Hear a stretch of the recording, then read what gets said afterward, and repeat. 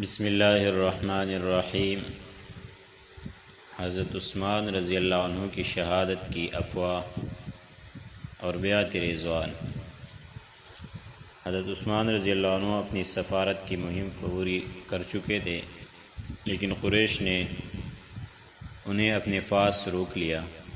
غالباً وہ چاہتے تھے کہ پیش آمدی صورتحال پر باہم مشورہ کر کے کوئی قطعی فیصلہ کر لے اور حضرت عثمان کو ان کے لائے ہوئے پیغام کا جواب دے کر واپس کریں، مگر حضرت عثمان کے دیر تک رکے رہنے کی وجہ سے مسلمانوں میں یہ افواہ پھیل گئی کہ انہیں قتل کر دیا گیا۔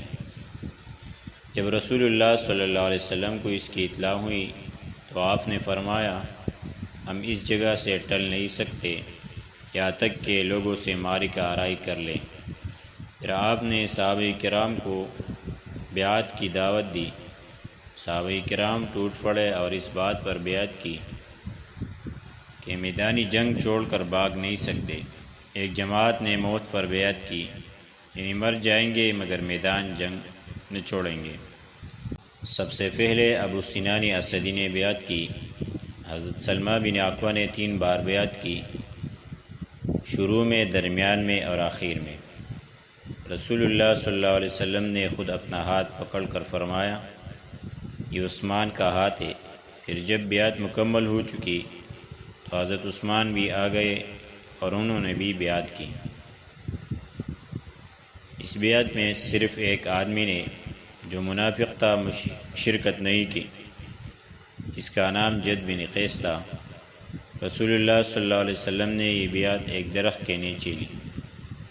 حضرت عمر دست مبارک تامے ہوئے تھے اور حضرت معقل بن یسار رضی اللہ عنہ نے درخت کے بعض ٹہنیاں پکڑ کر رسول اللہ صلی اللہ علیہ وسلم کے اوپر سے ہٹا رکھی تھی۔ اسی بیعت کا نام بیعت رضوان ہے اور اسی کے بارے میں اللہ نے یہ آیت نازل فرمائی ہے، لقد رضی اللہ عن المؤمنین اذ یبایعونک تحت الشجرہ۔ اللہ مومنین سے راضی ہوا جبکہ وہ آپ سے درخت کے نیچے بیعت کر رہے تھے۔ صلح اور دفعات صلح۔ بہرحال قریش نے صورتحال کی نزاکت محسوس کر لی، لہٰذا جٹ سہیل بن عامر کو معاملات صلح طے کرنے کے لیے روانہ کیا اور یہ تاکید کر دی کہ صلح میں لازماً یہ بات طے کی جائے کہ آپ اس سال واپس چلے جائیں۔ ایسا نہ ہو کہ عرب یہ کہیں کہ آپ ہمارے شہر میں جبراً داخل ہو گئی۔ ان ہدایت کو لے کر سہیل بن عامر آپ کے پاس حاضر ہوا۔ نبی صلی اللہ علیہ وسلم نے اسے آتا دیکھ کر صحابہ کرام سے فرمایا، تمہارا کام تمہارے لیے سہل کر دیا گیا۔ اس شخص کو بھیجنے کا مطلب ہی یہ ہے کہ قریش صلح چاہتے ہیں۔ سہیل نے آپ کے پاس پہنچ کر دیر تک گفتگو کی اور بالآخر طرفین میں صلح کی دفعات طے ہو گئی، جو یہ تھے: نمبر 1، رسول اللہ صلی اللہ علیہ وسلم اس سال مکہ میں داخل ہوئے بغیر واپس جائیں گے۔ اگلے سال مسلمان مکہ آئیں گے اور 3 روز قیام کریں گے۔ ان کے ساتھ سوار کا ہتھیار ہوگا، میانوں میں تلواریں ہوگی اور ان سے کسی قسم کا تعرض نہیں کیا جائے گا۔ نمبر 2، 10 سال تک فریقین جنگ بند رکھیں گے۔ اس عرصے میں لوگ مامون رہیں گے، کوئی کسی پر ہاتھ نہیں اٹھائے گا۔ نمبر 3، جو محمد صلی اللہ علیہ وسلم کے عہد الپیمان میں داخل ہونا چاہے داخل ہو سکے گا، اور جو قریش کے عہد الپیمان میں داخل ہونا چاہے داخل ہو سکے گا۔ جو قبیلہ جس فریق میں شامل ہوگا اس فریق کا ایک جزء سمجھا جائے گا، لہذا ایسے کسی قبیلے پر زیادتی ہوئی تو خود اس فریق پر زیادتی متصور ہوگی۔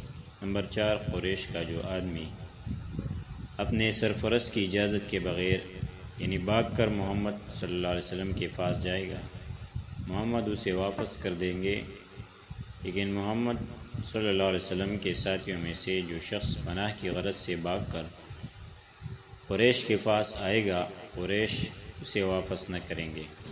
اس کے بعد آپ نے حضرت علی رضی اللہ عنہ کو بلایا کہ تحریر لکھ دے اور یہ املا کرایا۔ بسم اللہ الرحمن الرحیم۔ اس پر سہیل نے کہا ہم نہیں جانتے رحمان کیا ہے۔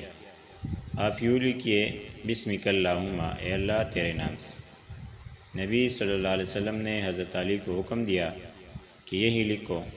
اس کے بعد آپ نے املا کرایا۔ یہ وہ بات ہے جس پر محمد رسول اللہ نے مصالحت کی۔ اس پر سہیل نے کہا اگر ہم جانتے کہ آپ اللہ کے رسول ہیں تو پھر ہم نہ تو آپ کو بیت اللہ سے روکتے اور نہ جنگ کرتے، لہٰذا آپ محمد بن عبداللہ لکھوائیں۔ آپ نے فرمایا میں اللہ کا رسول ہوں اگرچہ تم لوگ جھٹلاؤ۔ پھر حضرت علی کو حکم دیا کہ محمد بن عبداللہ لکھیں اور لفظ رسول اللہ مٹا دے، لیکن حضرت علی نے گوارا نہ کیا کہ اس لفظ کو مٹائے، لہٰذا نبی صلی اللہ علیہ وسلم نے خود اپنے ہاتھ سے مٹا دیا۔ اس کے بعد پوری دستاویز لکھی گئی۔ پھر جب صلح مکمل ہو چکی تو بنو خزاعہ رسول اللہ صلی اللہ علیہ وسلم کے عہد و پیمان میں داخل ہو گئے۔ یہ لوگ در حقیقت عبد المطلب کے زمانے ہی سے بنو ہاشم کے حلیف تھے، جیسا کہ آغاز کتاب میں گزر چکا ہے۔ اس لیے اس عہد و پیمان میں داخلہ در حقیقت اس کی قدیم حالت کی تاکید اور پختگی تھی۔ دوسری طرف بنو بکر قریش کے عہد و پیمان میں داخل ہو گئے۔